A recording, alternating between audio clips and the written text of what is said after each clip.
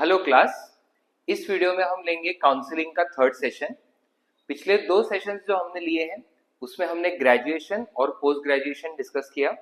Graduation में क्या courses available है, कौन से ऑप्शनल सब्जेक्ट लेने चाहिए, और पोस्ट ग्रेजुएशन में भी हमने डिस्कस किया एंट्रेंस एग्जाम्स क्या होते हैं, कब प्रिपरेशन शुरू करना चाहिए, कब देना चाहिए, और कौन सा पोस्ट ग्रेजुएशन का कोर्स किस पर्पस या किस करियर ऑप्शन को ओपन करता है।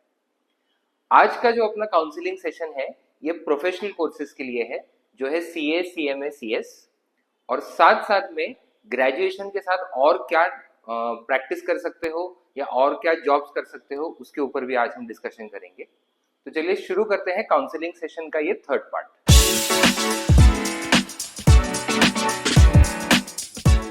सबसे पहले प्रोफेशनल कोर्सेज डिस्कस करेंगे। तो कॉमर्स में तीन मेन प्रोफेशनल कोर्सेज है, सीए, सीएमए और सीएस। अब जानबूझ के सीए और सीएमए मैंने एक साथ लिखा है बिकॉज ये दोनों कोर्सेज जो है इनका सिलेबस काफी ओवरलैपिंग है एंड दोनों का पर्पस भी सेम है एंड लेवल्स भी ऑलमोस्ट सेम है। बेसिकली दोनों कोर्सेज में सबसे पहला लेवल आता है फाउंडेशन, फिर इंटरमीडिएट और उसके बाद फाइनल। सबसे पहले कंपैरिजन करेंगे सीए कोर्स और सीएमए कोर्स का। तो जैसे मैंने बोला दोनों का सिलेबस काफी सिमिलर है, ओवरलैपिंग टॉपिक्स है, ओवरलैपिंग सब्जेक्ट्स है। बस सीएमए के एग्जाम्स बोल सकते हैं कंपैरेटिवली थोड़े इजी होते हैं क्लियर करना। तो फाउंडेशन लेवल तक सीएमए काफी इजी है। इंटरमीडिएट में दोनों एग्जाम्स ऑलमोस्ट सेम लेवल पे है एंड फाइनल में भी दोनों सेम लेवल पे। बस अगर आपने सीए का फाउंडेशन क्लियर किया होगा तो बाद में इंटरमीडिएट करते टाइम आप सीएमए कर सकते हो, बट अगर आपने सीएमए का फाउंडेशन क्लियर किया होगा तो आप सीए का इंटरमीडिएट डायरेक्ट नहीं दे सकते, तो वो दोनों में इंटरचेंज नहीं होता है। इसका रीजन क्या है? बिकॉज सीएमए का फाउंडेशन एग्जाम काफी इजी है, कुछ सालों से काफी हाई रिजल्ट आ रहा है और कुछ स्टूडेंट्स ये स्ट्रैटेजी फॉलो करते थे कि फाउंडेशन सीएमए का दे देंगे, उसके बाद सीए का रजिस्ट्रेशन कर देंगे इंटरमीडिएट का, जबकि सीए का फाउंडेशन एग्जाम से ही थोड़ा डिफिकल्टी लेवल हायर होता है, तो उससे वो थोड़ा क्वालिटी मेंटेन होता है। दूसरा प्रॉब्लम सीएमए कोर्स में क्या हो जाता है, पहले जो सीएमए स्टूडेंट्स थे वो कम थे, अभी धीरे धीरे बढ़ना शुरू हुए। तो प्रोफेशनल कोर्सेज में हमें एक प्रोफेशनल के पास जाके इंटर्नशिप भी करना होता है, जो सीए कोर्स में 2 साल का होता है, सीएमए कोर्स में 3 साल का। अब पहले से बहुत सारे सीएज ऑलरेडी है बिकॉज सीए के पहले से ही काफी सारे स्टूडेंट्स रह चुके हैं और वो सब सीए अभी बने हुए हैं, तो उनके पास इंटर्नशिप हो जाता है। जबकि सीएमएस जो है उनके फर्म्स काफी कम है, जिसकी वजह से सीएमए कोर्स करते करते इंटरमीडिएट के बाद जब इंटर्नशिप ढूंढने जाते हो तब प्रॉब्लम होता है। उसकी वजह से सीएमए कोर्स में उन्होंने एक और चेंज भी किया था कि सिर्फ फर्म्स नहीं कंपनीज में भी इंटर्नशिप अलाउ किया है, बट यहाँ पे भी लिमिटेशन हो जाता है, बहुत सारी कंपनीज जो है सीएमए स्टूडेंट्स को एज इंटर्नशिप नहीं लेती है। तो पहला प्रॉब्लम वही आता है सीएमए कोर्स में इंटर्नशिप ढूंढना। दूसरा प्रॉब्लम है जब कंप्लीट हो जाता है तो एक स्टूडेंट जो है सीए बन गया है, दूसरा स्टूडेंट जो है वो सीएमए बन गया है। जैसे मैंने बोला दोनों का सिलेबस सेम है, पढ़ाई ऑलमोस्ट दोनों ने सेम किया है, बस सीए कोर्स में सारे सब्जेक्ट्स थोड़े ज्यादा डिटेल में है। तो जैसे अपना काउंसलिंग सेशन का फर्स्ट वीडियो था जिसमें मैंने बीकॉम और बीबीए का कंपैरिजन दिया था, तो बीकॉम स्टूडेंट ज्यादा प्रिफर हो रहे थे बिकॉज उन्होंने सिलेबस ज्यादा डिटेल में पढ़ा है। तो वही यहाँ पे होता है, सीए स्टूडेंट्स ज्यादा प्रिफर होते हैं बिकॉज उन्होंने वही चीज ज्यादा डिटेल में की है और इनका अकाउंटिंग और टैक्सेशन का नॉलेज थोड़ा ज्यादा है। सो अगर स्टूडेंट्स सीए और सीएमए में कंफ्यूज होते हैं तो it is always a better option कि आप सीए ही चूज करो, भले ही थोड़ा एग्जाम डिफिकल्ट हो, प्रैक्टिस करके उसको क्लियर किया जा सकता है। क्लियर होने के बाद उसका जो बेनिफिट है वो आपको मैक्सिमम मिलेगा, जो यहाँ पे थोड़ा लिमिटेशन आ जाएगा। अब ये तीनों लेवल्स में कौन कौन से सब्जेक्ट्स है और कैसे कैसे उसका एग्जाम कंडक्ट होता है वो डिस्कस करते हैं। तो फाउंडेशन लेवल पे बेसिकली 4 सब्जेक्ट्स है, अकाउंट्स, लॉ, मैथ्स और इको। अब अकाउंट्स और लॉ का जो पेपर है, ये मैं सीए एग्जाम की बात कर रहा हूँ। ये दोनों रिटन मतलब objective type, sorry my mistake, subjective type papers होते हैं। सो 100 मार्क्स का हर एक पेपर होता है सब्जेक्टिव टाइप, और उसमें आपको रिटन आंसर्स देने हैं, एमसीक्यूज नहीं है। एंड मैथ्स एंड इको का जो पेपर है, ये ऑब्जेक्टिव पेपर होता है, मतलब MCQ type questions with negative marking. तो ये दोनों भी 100 मार्क्स के ही पेपर हैं, और नेगेटिव मार्किंग होता है 0.25 का। मतलब अगर आपके 4 आंसर गलत हुए तो वो 4 मार्क्स तो आपको नहीं मिले, प्लस एक और मार्क डिडक्ट होगा जो आपका स्कोर है उसमें से। अब सिलेबस अकाउंट्स और इको, ये फुल सिलेबस जो है वो 11th-12th कॉमर्स का ही है। तो 11th एंड 12th अगर आपने सीबीएसई दिल्ली बोर्ड में किया है तो अकाउंट्स और इको का 95% सिलेबस आपका फाउंडेशन का ऑलरेडी कवर हो गया है। उसमें बस आपको थोड़े डिफिकल्ट और हायर लेवल क्वेश्चंस करने हैं, और 5% जो कुछ एक्स्ट्रा चैप्टर्स है वो पढ़ने हैं। उसके बाद मैथ्स। अब मैथ्स में, फाउंडेशन के मैथ्स में 100 मार्क्स के पेपर्स में 3 बेसिक पार्ट्स है। बेसिकली एग्जाम में पेपर में ऐसे 3 पार्ट नहीं आते, सब क्वेश्चन मिक्स ही आते हैं, बट जब सिलेबस देखते हैं तो उसको 3 मेन पार्ट्स में डिवाइड कर सकते हैं। एक तो है प्योर मैथमेटिक्स, तो जिसमें आता है इंडाइसेस, लॉ, कैलकुलस, ऐसे सब टॉपिक्स।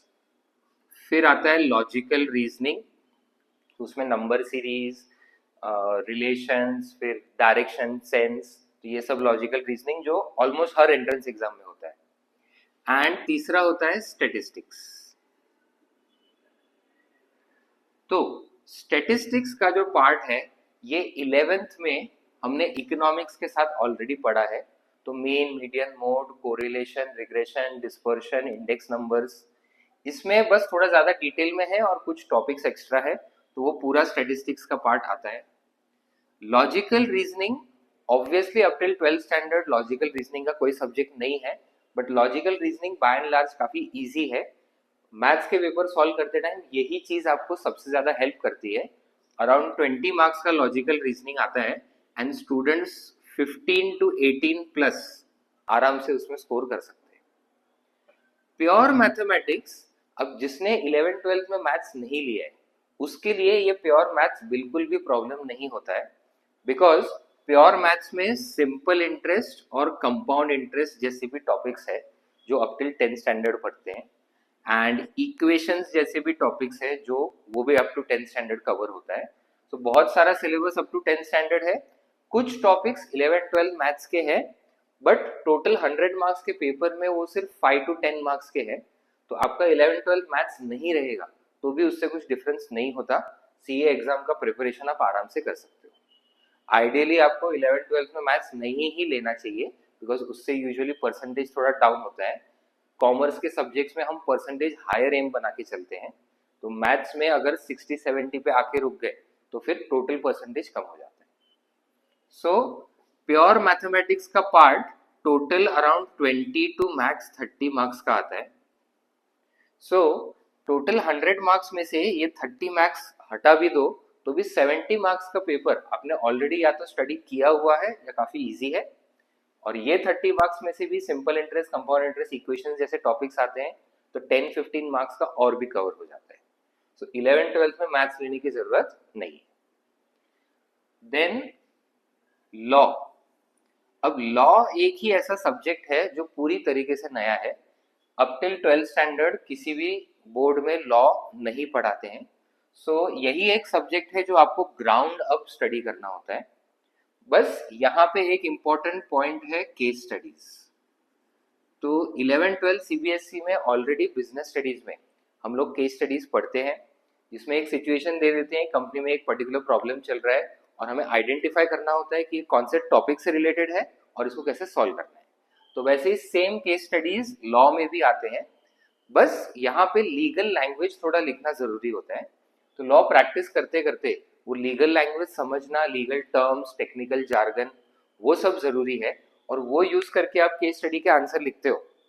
तो उसमें हायर मार्क्स मिलने के चांस होते हैं।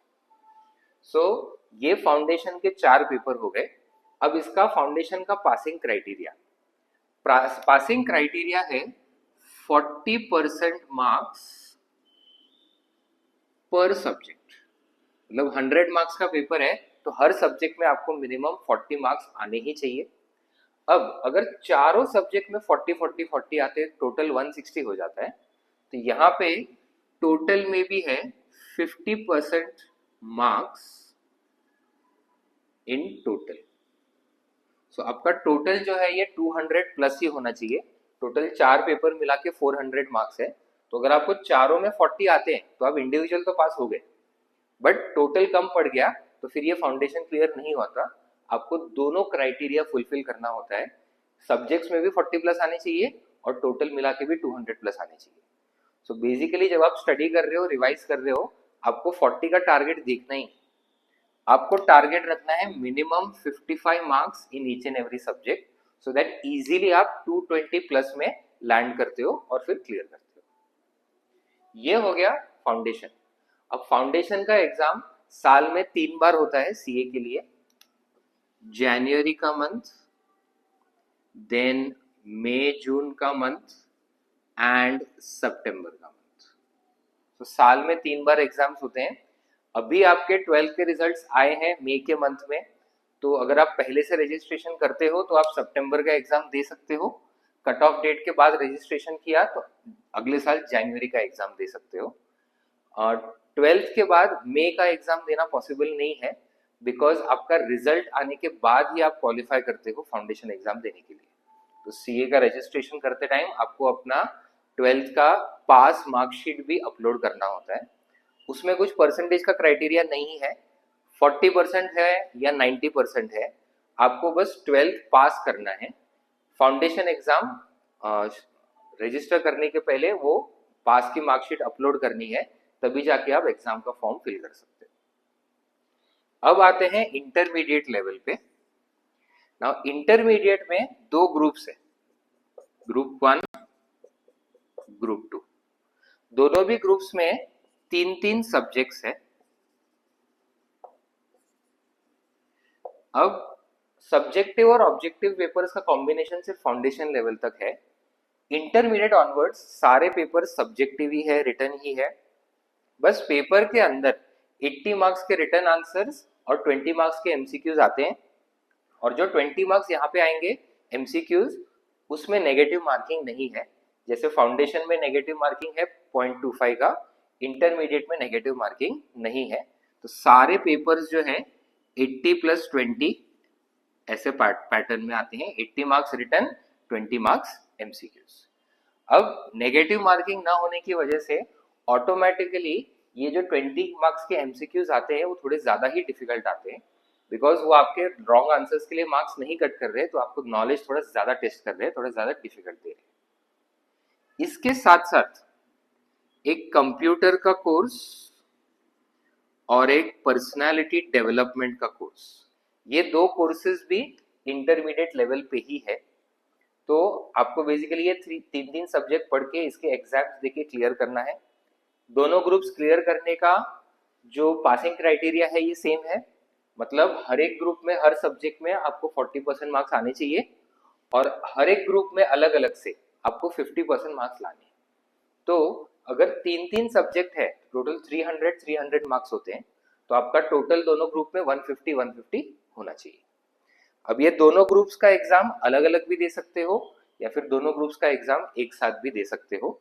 वो स्टूडेंट्स के चॉइस के ऊपर है कि आपका प्रिपरेशन कितना हुआ है। दोनों ग्रुप्स जब एक साथ देते हो और एक ग्रुप्स में मार्क्स कम पड़ गए, 50% टोटल नहीं हो रहा, दूसरे ग्रुप में थोड़ा ज्यादा है, तो एडजस्टमेंट करके दोनों ग्रुप्स भी क्लियर होता है। बट इंडिविजुअली अगर एक ग्रुप दे रहे हो तो फिर आपको दोनों में 150 मिनिमम टोटल लाना है और सब्जेक्ट वाइज भी 40+ लाना है। देन यहाँ पे पासिंग क्राइटेरिया में एक आ जाता है एग्जेम्पशन रूल। अब एग्जेम्पशन क्या है, तो किसी भी सब्जेक्ट में अगर आपको 60+ आ जाते हैं, ये रूल सिर्फ इंटरमीडिएट के लिए है, फाउंडेशन के लिए नहीं है। किसी भी सब्जेक्ट में आपको 60+ आ जाते हैं तो उसमें आपको मिल जाता है एग्जेम्पशन। मतलब बाकी सब्जेक्ट्स में अगर फेल होते हो तो ये सब्जेक्ट वापस एग्जाम देने की जरूरत नहीं है। किसी भी सब्जेक्ट में 60+ नहीं आए बट टोटल नहीं बना 50% या एक सब्जेक्ट में 40% नहीं बना तो आपको सारे सब्जेक्ट्स वापस देने पड़ते हैं। जो सब्जेक्ट में आपको 60+ आ गए उसको वापस देने की जरूरत नहीं है। बट यहाँ पे ये एग्जामिशन भी वैलिड होते हैं सिर्फ 3 अटेम्प्ट तक। नेक्स्ट 3 अटेम्प्ट में आपको बाकी के सब्जेक्ट्स क्लियर करने हैं, नहीं तो वो एग्जामिशन वापस रिवर्स हो जाता है और फिर वापस सारे सब्जेक्ट देने पड़ते हैं। सो ये हो गया ग्रुप 1 ग्रुप 2 दोनों का स्टडी और एग्जाम। अब कंप्यूटर और पर्सनालिटी डेवलपमेंट कोर्स की बात करते हैं। तो ये जो दो कोर्सेज है ये इंस्टीट्यूट खुद ही कंडक्ट करवाती है उनके रिकग्नाइज सेंटर्स पे, एंड दोनों 2 वीक्स के कोर्सेज होते हैं। आइडियली जब आपने दोनों ग्रुप्स के एग्जाम्स दे दिए हैं और रिजल्ट अवेट कर रहे हो तो 1 to 1.5 मंथ लगता है रिजल्ट आने के लिए। तो जब आप रिजल्ट की राह देख रहे हो तो उस टाइम पे रजिस्टर करके ये दोनों कोर्सेज भी कंप्लीट कर लेने चाहिए। एग्जाम खत्म होने के बाद ऑनलाइन रजिस्ट्रेशन करने जाओगे ये दोनों कोर्सेज के लिए तो आपको सारे बैचेस फुल मिलेंगे, बिकॉज उस टाइम पे सभी स्टूडेंट्स एक साथ रजिस्टर करते हैं। तो हमेशा एग्जाम शुरू होती है उसके पहले से आप इंस्टीट्यूट के वेबसाइट पे जाओ और इनके बैचेस ढूंढ के रखो, अवेलेबल होंगे तो एग्जाम के बाद के डेट्स पे इमीडिएटली उसको बुक कर दो और रिजल्ट आने के पहले ये दोनों आप कंप्लीट कर लो। रिजल्ट में क्लियर हो गए तो आप इमीडिएटली नेक्स्ट स्टेप पे जा सकते हो। रिजल्ट में क्लियर नहीं हुए और आपको नेक्स्ट एग्जाम वापस देना है तो आपके लिए फिर एग्जाम प्रिपरेशन के लिए टाइम बचेगा और आपका ये कंप्यूटर कोर्स और पर्सनालिटी डेवलपमेंट कोर्स में टाइम वेस्ट नहीं होगा। सो हमेशा रिजल्ट अवेट करते टाइम ही ये दो कोर्सेज का रजिस्ट्रेशन करना है। अब एक बार इंटरमीडिएट में ये सारे रिक्वायरमेंट्स आपने कंप्लीट कर लिए, दोनों ग्रुप्स पास कर लिए, ये दोनों कोर्सेज कर लिए, तो इसके बाद यहाँ पे आपका शुरू होता है इंटर्नशिप। सो ये जो इंटर्नशिप है ये 2 इयर्स का होता है जिसमें आपको सीए के पास इंटरव्यू देके ज्वाइन करना होता है सिलेक्ट होके। सीएस बहुत सारे अवेलेबल है all over the country, so internship मिलना काफी इजी है। बस आपको ये सिलेक्ट करना होता है कि किस तरह का आपको काम चाहिए। तो basically direct tax, indirect tax, auditing, ये सब अलग अलग काम रहते हैं सीएस के पास। तो जब आप अलग अलग सीएस के पास इंटरव्यूज देने जाते हो इंटर्नशिप के लिए तो आप उनको पूछ सकते हो कि आपको एग्जैक्टली क्या काम मिलेगा। डायरेक्ट टैक्स में मिलेगा, इनडायरेक्ट टैक्स में मिलेगा, ऑडिटिंग में मिलेगा। फिर अगर ऑडिटिंग है तो उनके सारे clients with in the same city है या आउट स्टेशन ऑडिट्स भी है। एंड यहाँ पे आपको एक इम्पोर्टेंट पॉइंट डिसाइड करना होता है, इंटर्नशिप करते टाइम आपको बिग फर्म ज्वाइन करना है, मिड फर्म ज्वाइन करना है या स्मॉल फर्म ज्वाइन करना है। तो ये डिसाइड करते टाइम यूजुअली टेक्निक क्या होता है, आगे जाके सीए बनने के बाद अगर आपको कंपनीज का ही टैक्सेशन और ऑडिटिंग संभालना है तो ऑब्वियसली बिग फर्म्स में जाना चाहिए, बिकॉज इनके पास बड़े बड़े कंपनीज के ऑडिट्स रहते हैं। मैं यहाँ पे सिर्फ बिग 4 की बात नहीं कर रहा, सभी बिग फर्म्स की बात कर रहा हूँ जिसमें मल्टीपल सीएज है और उनके पास अलग अलग कंपनीज के ऑडिट है। तो वहां पे फिर आपको एक्सपीरियंस मिलेगा कि कंपनीज में काम कैसे करना है। मिड फर्म तो यहाँ पे किस पर्पज से जाते हैं, बिग फर्म्स में आपको बड़े बड़े कंपनीज का ऑडिट तो मिल जाएगा बट वहां पे बहुत ज्यादा स्पेशलाइजेशन होता है। हर इंटर्न हर सीए के पास एक ही तरह का काम होता है और आपको 2 साल वही चीज सेम सेम करना होता है, तो उसमें आप एक्सपर्ट हो जाते हो बट बाकी सब काम का आपको एक्सपीरियंस ज्यादा नहीं मिलेगा। मिड साइज फर्म होगा तो उनके पास थोड़ा शॉर्टेज होता है, तो उस सिचुएशन में वो अलग अलग इंटर्न से अलग अलग काम करवाते हैं, तो फिर थोड़ा ज्यादा एक्सपीरियंस मिलता है, सिर्फ एक चीज में स्पेशलाइजेशन नहीं होता है। स्मॉल फर्म, ये फर्म्स यूजुअली ज्वाइन करने चाहिए अगर आपको खुद का भी एक फर्म शुरू करना हो इंडिविजुअल लेवल पे, बिकॉज स्मॉल फर्म होगा तो वहां पे एम्प्लॉइज और इंटर्न्स कम होंगे और सीए पे काफी काम का लोड होगा तो वो आपके साथ ज्यादा शेयर करेगा। तो फिर आपको पूरा फर्म चलाने के लिए क्या क्या रिक्वायरमेंट्स होते हैं वो सब पता चलेंगे और उसमें एक्सपीरियंस मिलेगा। सो खुद का फर्म शुरू करना है तो स्मॉल फर्म, अलग अलग चीजों में एक्सपीरियंस चाहिए और कंपनीज का भी चाहिए तो मिड, और आपको सिर्फ कंपनीज का एक्सपीरियंस चाहिए तो यूजुअली बिग फर्म। ये एक ब्रॉड क्राइटेरिया है, इसमें और भी वेरिएशंस हो सकते हैं, ठीक है। सो ये हो गया इंटरमीडिएट के बाद इंटर्नशिप सिलेक्ट करना। 2 इयर्स के लिए ये इंटर्नशिप चलता है। ये 2 इयर्स में आपको स्टडी वगैरह कुछ नहीं करना होता, पूरी तरह से इंटर्नशिप पे ही ध्यान देना होता है। पहले ऐसा होता था कि 3 साल का इंटर्नशिप होता था और स्टूडेंट्स को फाइनल का प्रिपरेशन और इंटर्नशिप एक साथ करना होता था, बट अभी इंस्टीट्यूट ने ये पैटर्न चेंज कर दिया है। इंटर्नशिप के टाइम आपको बस सीए के पास काम करना है और फाइनल का स्टडी का प्रिपरेशन तब शुरू नहीं होता है। एक बार 2 साल का इंटर्नशिप कंप्लीट हो गया, फिर फाइनल का रजिस्ट्रेशन करके आपको फाइनल का स्टडी शुरू करना है। इंटरमीडिएट की तरह ही सेम पैटर्न फाइनल में है, मतलब 2 ग्रुप्स ऑफ स्टडी है, ग्रुप 1 ग्रुप 2, और उसके बाद एक कंप्यूटर्स का कोर्स और एक पर्सनालिटी डेवलपमेंट का कोर्स है। साथ में सेल्फ पेस्ड मॉड्यूल्स, तो ये इंस्टीट्यूट ने नया लॉन्च किया है 1-2 साल पहले। यहाँ पे ये ऑनलाइन मॉड्यूल्स है जिसमें कोई ना कोई एक सब्जेक्ट आपको सिलेक्ट करना होता है। इंस्टीट्यूट की वेबसाइट पे उन्होंने बहुत सारे ऑप्शनल सब्जेक्ट्स दिए हैं। Based on your internship experience आपको किस चीज में स्पेशलाइज करना है, वो सब्जेक्ट को सिलेक्ट करके ऑनलाइन उसको स्टडी करके और फिर ऑनलाइन उसका एग्जाम देके क्लियर करना होता है। सो आपको ग्रुप 1 ग्रुप 2 में जो पासिंग क्राइटेरिया है, एग्जामिशन क्राइटेरिया है, वो सेम है। And computers and personality development का जो कोर्स है वो भी इंस्टीट्यूट करवाती है। तो जैसे स्ट्रैटेजी हमने फॉलो किया था इंटरमीडिएट में, ये भी आप तभी करो जब आप रिजल्ट अवेट कर रहे हो, बिकॉज उस टाइम पे आप फ्री रहोगे और जैसे ही रिजल्ट आया, पास हो गया, तो आप डायरेक्ट अपना करियर शुरू कर सकते हो। You don't have to waste time in doing this courses again. And self paced module भी फाइनली क्लियर करते टाइम आपको, अभी रिजल्ट अवेट कर रहे होगे तब आपका कंप्यूटर और पर्सनालिटी डेवलपमेंट का कोर्स चल रहा है, तो हो सकता है रिजल्ट आने के बाद ही आपको ये करना पड़े, और ये सभी कंप्लीट करने के बाद फाइनली आपको सीए का डिग्री मिलता है। सीएमए का भी बाय एंड लार्ज ये स्ट्रक्चर पूरा सेम है। तो ये अपना कंप्लीट हुआ सीए और सीएमए। सीएस हम थोड़ा इसको राइट में शिफ्ट कर देते हैं। अब सीएस में भी बेसिकली 3 ही लेवल है, entrance exam, second inter level और फिर फाइनल लेवल। बस सीएस कोर्स जो है ये काफी अलग है, ये करियर अपॉर्चुनिटी अलग है, इसलिए मैंने उसको सीए और सीएमए से कंबाइन नहीं किया। कंपनी सेक्रेटरी का जो कोर्स है, इसमें फाउंडेशन का जो एग्जाम है इसको बोलते हैं सीसीट। इसका रजिस्ट्रेशन काफी इजी है, साल में 3 से 4 बार एग्जाम होता है, और एग्जाम के जस्ट पहले रजिस्ट्रेशन के डेट्स क्या होंगे वो इंस्टीट्यूट की वेबसाइट पे अवेलेबल होती है, icsi.edu, एंड उसमें रजिस्ट्रेशन करके आप एग्जाम दे सकते हो। अब जब यहाँ पे फाउंडेशन का प्रिपरेशन करते हो तो इसमें क्लासेस कंपलसरी हो जाते हैं, बिकॉज ये दोनों भी फाउंडेशन एग्जाम्स काफी डिफिकल्ट रहते हैं। सीएस का फाउंडेशन एग्जाम कंपैरेटिवली काफी इजी है एंड उसको क्लियर करना भी इजी है।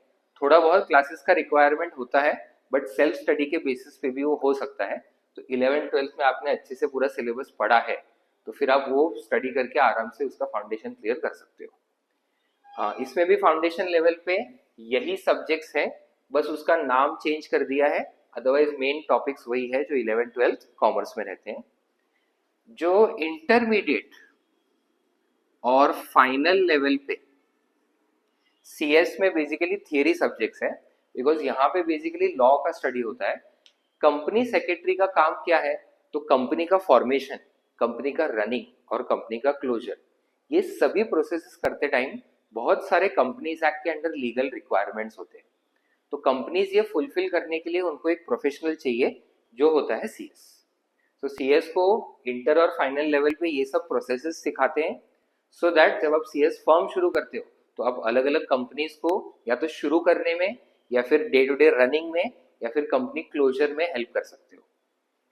यहाँ पे यूजुअली स्टूडेंट सीएस प्रेफर नहीं करते हैं, बिकॉज इतना ज्यादा थियरी होने की वजह से। जो सीए और सीएमए कोर्सेज है उसमें थियरी और न्यूमेरिकल्स दोनों का कॉम्बिनेशन है, तो एक तरह से इंटरेस्ट बना रहता है। सिर्फ कंटिन्यूस थियरी पढ़ते रहेंगे तो फिर वो काफी मोनोटोनस हो जाता है। तो यहाँ पे 100% फुल थियरी रहता है, यूजुअली न्यूमेरिकल्स ज्यादा नहीं है। जितने भी न्यूमेरिकल्स है वो बस समझने के लिए है बेसिक, अदरवाइज आपको पूरा कंपनी लॉ या कंपनी से रिलेटेड अलग अलग लॉज है उसी का डिटेल में स्टडी होता है। यहाँ पे भी सीएस में भी इंटर्नशिप होती है और उसके लिए भी सीएस के फर्म्स हैं, बस सीएस का रिक्वायरमेंट कंपैरेटिवली लिमिटेड है। सीए जो है ये सबको रिक्वायर्ड होता है, चाहे वो सोल प्रोप्राइटर हो, पार्टनरशिप हो, कंपनी हो, कोऑपरेटिव सोसाइटी हो, तो सबको ऑडिटिंग और टैक्सेशन का काम रहता है। बट सीएस जो है इनका रिक्वायरमेंट यूजुअली सिर्फ कंपनीज में होता है, सोल प्रोप्राइटर और पार्टनरशिप्स में उनका रिक्वायरमेंट ज्यादा नहीं है, जिसकी वजह से करियर अपॉर्चुनिटीज कंपैरेटिवली थोड़े लिमिटेड है। उसकी वजह से आपको सीए फर्म ज्यादा दिखते हैं और सीएस फर्म्स कम। सो ये अपना डिस्कशन ये कंप्लीट हुआ प्रोफेशनल कोर्सेज पे। नेक्स्ट जो हम सेशन डालेंगे इसमें हम लोग बाकी सारे जो करियर अपॉर्चुनिटीज है, से फॉर एग्जांपल अगर आपको स्टॉक ब्रोकर बनना है, अगर आपको से कोई गवर्नमेंट का बैंक का एग्जाम देना है, तो वो अलग अलग सिचुएशन में आप क्या कर सकते हो, उसके ऊपर वो हम सेशन कंडक्ट करेंगे। कॉमर्स से रिलेटेड अलग अलग टॉपिक्स पे ऐसे ही वीडियोस हम लाते रहेंगे, तो चैनल को फॉलो करें और हर अपडेट के साथ जुड़े रहें। मिलते हैं अगले वीडियो में, तब तक पढ़ते रहें।